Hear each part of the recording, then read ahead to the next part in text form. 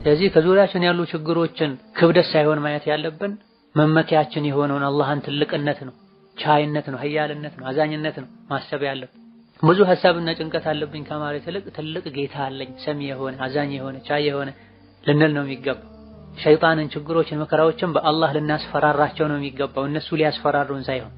ማንም የለኝም እኔ የተለያዩ ችግሮች አሉብኝ፣ ረዳት የለኝም፣ ቤተሰብ የለኝም ኢላ ገይሪ ዛሊክ ከማለት ይልቅ አላህ አለኝ ወከፋ ቢላሂ ወኪላ ሐስቡነላሁ ወኒዕመል ወኪል፣ አላህ በቂያችን፣ ከምንም የተሻለ መመኪያ መደገፊያ አላህ። ዘመድ ያለው ዘመዱ ሊጥለው ይችላል፣ ብር ያለው ብሩ ጥሎት ሊሄድ ይችላል፣ ሊያጣው ይችላል። ጉልበት ጤና ያለው ሊያጣ ይችላል። ከአላህ ውጭ ያለ በሙሉ ጠፊ ነው።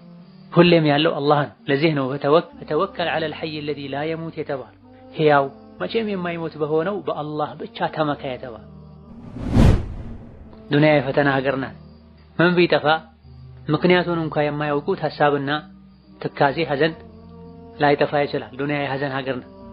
የዱንያ ህይወት በሐዘን፣ በደስታ፣ በማጣት፣ በማግኘት፣ በመኖር፣ በመሞት፣ በመገናኘት፣ በመለያየት፣ በመዋደድ፣ በመጣላት፣ በመቀራረብ፣ በመራራቅ የተከበበች ህይወት ናት። ተቃራኒ ነገሮች የሚበዙባት ህይወት ናት። ዛሬ ሀብት ጤና የነበረው ሰው ነገ ሊያጣ ይችላል። ዛሬ አጥቶ ተስፋ የቆረጠ ሰው ነገ ሊያገኝ ይችላል። ስለዚህ በችግሮች ጊዜ የሚባሉ ዝክርና ዱዓዎች አሉ። በተለይ ወደ አኺር ዘመን ወደ ዱንያ ፍጻሜ በተጠጋን ቁጥር ሙሲባዎች፣ አደጋዎች፣ ችግሮች ይበዛሉ። ችግሩ ይብዛም ይነስ፣ ውስጣዊም ውጫዊም ይሁን የግልም የኡማም ይሁን በሸሪዓ መድኃኒት ተቀምጦለታል። ቢስሚላሂ ራህማኒ ራሂም። እነሆ ዲነል ኢስላም የሰው ልጆች ከጌታቸው ጋር ያላቸውን ግንኙነት በማሳመር ዱንያቸውንም አኺራቸውንም የሚያስተካክሉበትን ህይወታቸውን የሚያቀሉበትን መንገድ የሚያስተምር ዲን። ስንታመም በምን መልኩ ፈውስ እንደምናገኝ፣ ስናጠፋ በምን መልኩ ከጥፋታችን መዘዝ እንደምንድን፣ ከሰው ጋር ስንኖር ከጌታችን ጋር በሚኖረን ግንኙነት ምን ማድረግ ምን መተው እንዳለብን የሚያስተምር የተሟላ ዲን። በደስታና በድሎት ጊዜ የሚደረጉ ነገሮች አሉ። በሐዘን፣ በትካዜ፣ በችግርና በጭንቀት ጊዜ የሚባሉና የሚደረጉ ነገሮች አሉ። ዲነል ኢስላም ሁለንተናዊ ህግ ነው። ስለ ሁሉም ነገር ህግና ደንብ ያለው ዲን፣ ጉድለት እንከን የለው። ለዚህ ነው አልየውመ አክመልቱ ለኩም ዲነኩም ያለው አላህ፣ ዛሬ ዲናችሁን ሞላሁላችኋል። ምድራዊ ሰው ሰራሽ ህጎችን በምናይበት ጊዜ በየጊዜው ህጎች ይሻሻላሉ፣ ይጨመራል፣ ይቀነሳል። እስላምን በምናይበት ጊዜ ግን ነቢ ሊሞቱ 80 ምናምን ቀን ሲቀረው ተጠናቋል፣ ተሟልቷል። ቤተኛውም ዘመን ቤተኛውም ጊዜ ለሰው ልጆች የሆነ ነገር ቢገጥማቸው ለዚህ ለገጠማቸው ነገር ከቁርአን ከሐዲስ ብይን ይገኝለታል። የምናደርገው ነገር ሁሉ ራሱን የቻለ አደብና ስነ ስርዓት አለ። ህይወታችንን በሙሉ በዚህ ሸሪዓ ባስተማረን አደብና ስርዓት መሰረት ከመራን የምናደርገው ነገር ሁሉ አጅር ያስገኝልናል። ምንተው ነገር ሁሉ ወደ አላህ ያቃርበናል። ስሜትን ተከትለን የምናደርገው ምንም ነገር አይኖርም። ስንተኛ የምናደርገው ምንለዋል። ባልና ሚስት ሲገናኙ የሚሉትና የሚያደርጉት አለ። ሰው ሲሞት የሚባልና የሚደረጋል። ህፃን ሲወለድ የሚባልና የሚደረጋል። ድህነትን ስንፈራ ሀብትን ስናገኝ ምንለውና ምናደርገዋል። ስለዚህ ይሄን ውብና ሙሉ የሆነ ዲን በአግባቡ ልንማረው፣ ሁሌም በሁሉም ቦታ በሁሉም ሁኔታ ላይ ልንተገብረው፣ ልንኮራበት ይገባናል። ይሄን ያደረገን እንደሆነም ለህይወታችን ደስተኞች ተጠቃሚዎች እንሆናለን። እነሆ በሐዘን በችግርና በስቃይ ጊዜ የሚደረጉ የተለያዩ ዱዓዎች አሉ፣ አዝካሮች አሉ። የሰው ልጅ በህይወት እስካለ ድረስ ወይም በንብረቱ ወይም በአካሉ መፈተኑ ለተለያዩ ችግሮችና መከራዎች መጋለጡ የማይቀር በቋሚነት የሚቸገሩ ሰዎች ይኖራሉ። አልፎ አልፎ ችግር የሚገጥመው ሰው ጭራሽ አይጠፋ። ዱንያ የፈተና ሀገር ናት። ምን ቢጠፋ ምክንያቱን እንኳን የማያውቁት ሐሳብና ትካዜ፣ ሐዘን ላይጠፋ ይችላል። ዱንያ የሐዘን ሀገር ናት። የዱንያ ህይወት በሐዘን፣ በደስታ፣ በማጣት፣ በማግኘት፣ በመኖር፣ በመሞት፣ በመገናኘት፣ በመለያየት፣ በመዋደድ፣ በመጣላት፣ በመቀራረብ፣ በመራራቅ የተከበበች ህይወት ናት። ተቃራኒ ነገሮች የሚበዙባት ህይወት ናት። ዛሬ ሀብት ጤና የነበረው ሰው ነገ ሊያጣ ይችላል። ዛሬ አጥቶ ተስፋ የቆረጠ ሰው ነገ ሊያገኝ ይችላል። ስለዚህ በችግሮች ጊዜ የሚባሉ ዝክርና ዱዓዎች አሉ። በተለይ ወደ አኺር ዘመን ወደ ዱንያ ፍጻሜ በተጠጋን ቁጥር ሙሲባዎች፣ አደጋዎች፣ ችግሮች ይበዛሉ። ችግሩ ይብዛም ይነስ ውስጣዊም ውጫዊም ይሁን የግልም የኡማም ይሁን በሸሪዓ መድኃኒት ተቀምጦለታል። ኢማሙል ቡኻሪና ሙስሊም ከአብዱላህ ብን አባስ ባስተላለፉት ሐዲስ ነቢያችን ሰለላሁ ዐለይሂ ወሰለም ከርብ ችግርና መከራ ሲገጥማቸው ላኢላሃ ኢለላሁል ዐዚሙል ሐሊም ላኢላሃ ኢለላሁ ረቡል ዐርሺል ዐዚም ላኢላሃ ኢለላሁ ረቡስ ሰማዋቲ ወረቡል አርዲ ወረቡል ዐርሺል ከሪም ይሉ ነበር ተብሏል። ላኢላሃ ኢለላህ ከአላህ በስተቀር እውነተኛ አምላክ የለም። አልዐዚም ትልቅ የሆነው ጌታ አላህ፣ አልሐሊም ቻይና ታጋሽ የሆነው አጥፊዎችን ወዲያው በጥፋታቸው የማይቀጣ የሆነው አላህ እንጂ እውነተኛ ትክክለኛ አምላክ የለም። ላኢላሃ ኢለላሁ ከአላህ በቀር እውነተኛ አምላክ የለም። ረቡል ዐርሺል ዐዚም የታላቁ ዐርሽ ባለቤት የሆነው አላህ እንጂ ትልቁን ዐርሽ እንደፈጠረው የኔንም ትልቅ ችግሬን ማስወገድ ይችላል። ላኢላሃ ኢለላሁ ከአላህ በቀር እውነተኛ አምላክ የለም። ረቡስ ሰማዋቲ የሰማያት ሁሉ ጌታ፣ ወረቡል አርዲ የምድር ጌታ፣ ወረቡል ዐርሺል ከሪም የተከበረው ዐርሽ ጌታና ባለቤት፣ ወይም ደግሞ ረቡል ዐርሺ አልከሪሙ የዐርሽ ባለቤት የሆነ አልከሪሙ ሰዎች ሳይጠይቁት የሚሰጥ ሳይጠይቁት ያልከፈሉበትን ውለታውን ሊመልሱት የማይችሉትን የሚሰጥ ቸር የሆነው ጌታ አላህ በስተቀር ሌላ አምላክ የለም ይሉ ነበር ተብሏል። ይህ አላህን በማላቅ አላህን በማወደስ በተውሂድ በመልካም ስምና በባህሪያቱ በማመን ፈጣሪነቱን አድራጊነቱን ሦስቱንም የተውሂድ አይነቶችን በመጥቀስ አላህን ተባረከ ወተዓላ የምናወድስበት የዱዓ አይነት ላኢላሃ ኢለላህ የሚለው የተውሂድ ቃልም 3 ጊዜ የተደጋገመበት ዱዓ አላህን ለማላቅ ተውሂደል ኡሉሂያን ሩቡቢያን አስማ ወሲፋትን ለአላህ ለማጽደቅ በዚህ አምኖ ቃሉንም ያስተነተነ የራሱንም ደካማነትና ያለ አላህ ረዳት እንደሌለው በሚገባ ከማረጋገጥ ጋር ይሄን ያለ ሰው አላህ ተባረከ ወተዓላ ካለበት ጭንቅ ያወጣዋል፣ ይገላግለዋል። ይሄም ይሁን ቀጥለን ምን ጠቅሳቸው በችግር በመከራ ጊዜ የሚባሉ ዱዓዎች፣ ዚክሮች በተውሂድ የተሞሉ ናቸው። ተውሂዳችን ባጠራን ቁጥር ከአዱንያም ከአኼራ ችግር በቀላሉ መገላገል እንደምንችል የሚያሳዩ ናቸው።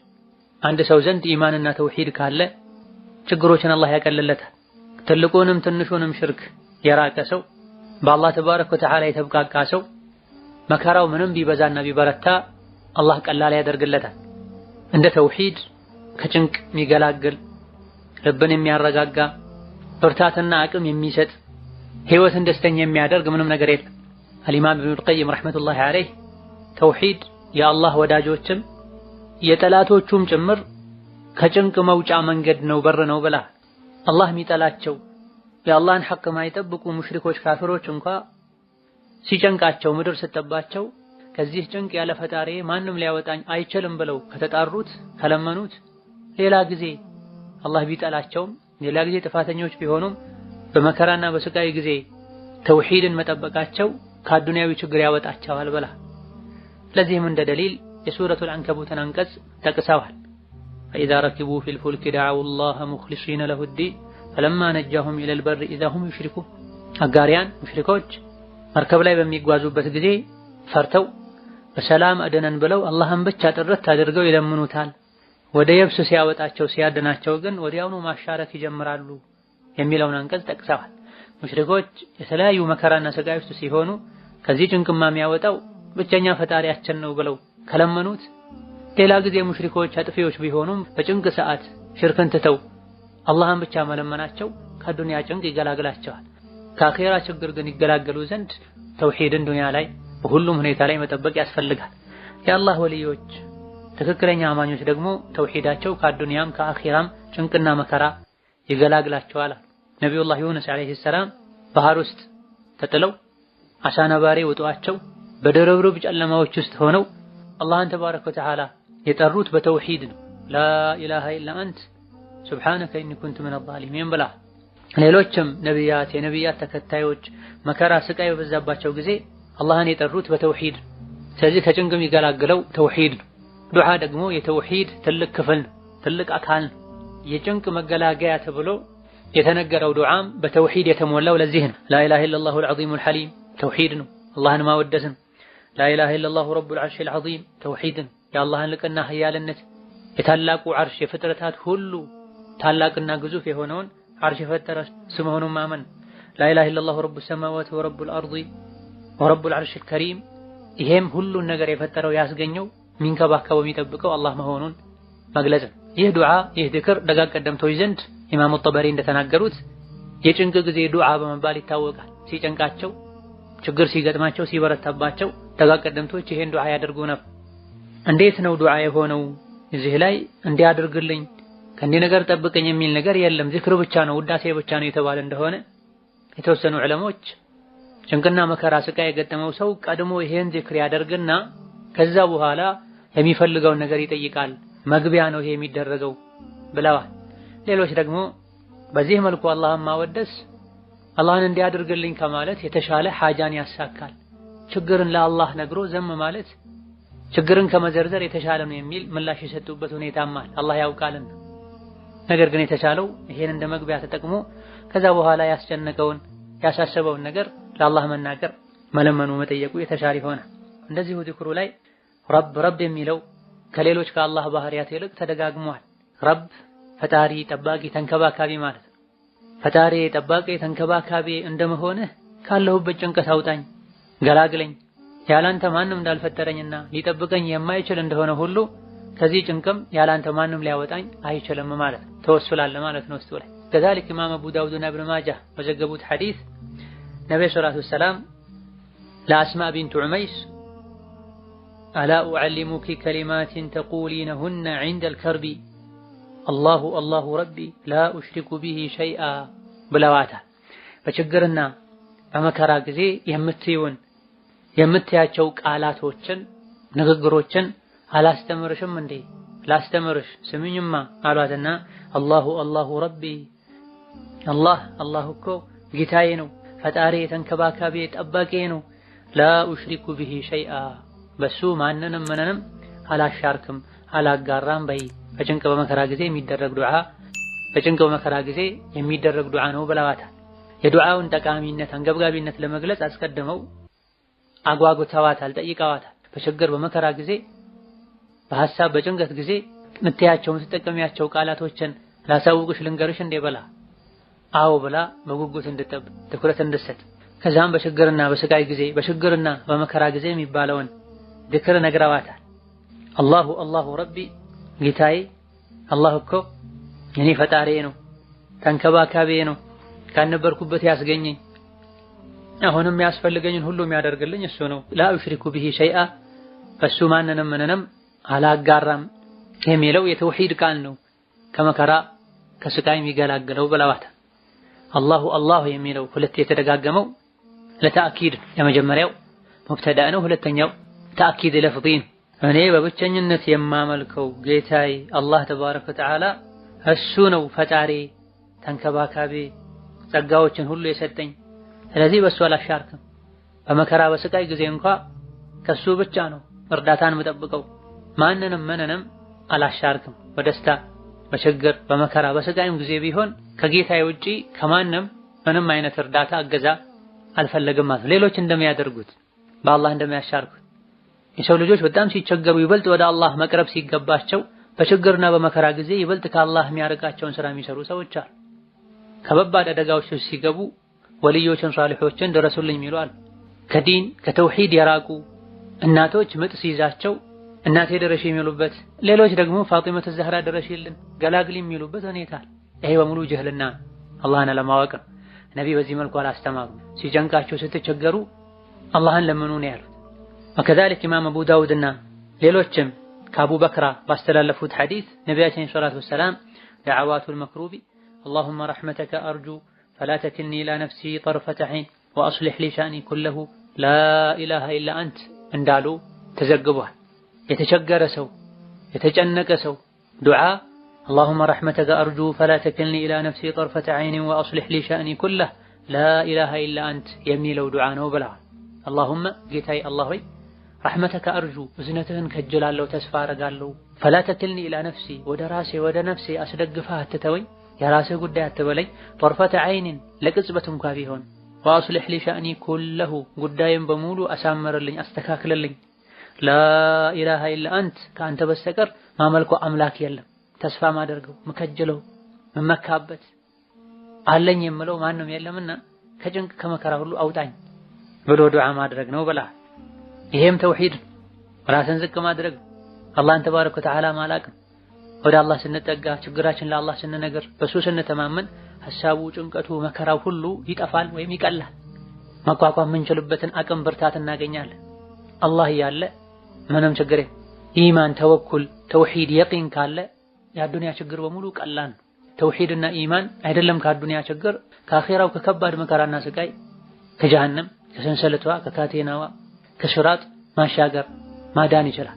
ስለዚህ ከዙሪያችን ያሉ ችግሮችን ክብደት ሳይሆን ማየት ያለብን መመኪያችን የሆነውን አላህን ትልቅነት ነው፣ ቻይነት ነው፣ ሀያልነት ነው፣ አዛኝነት ነው ማሰብ ያለብን።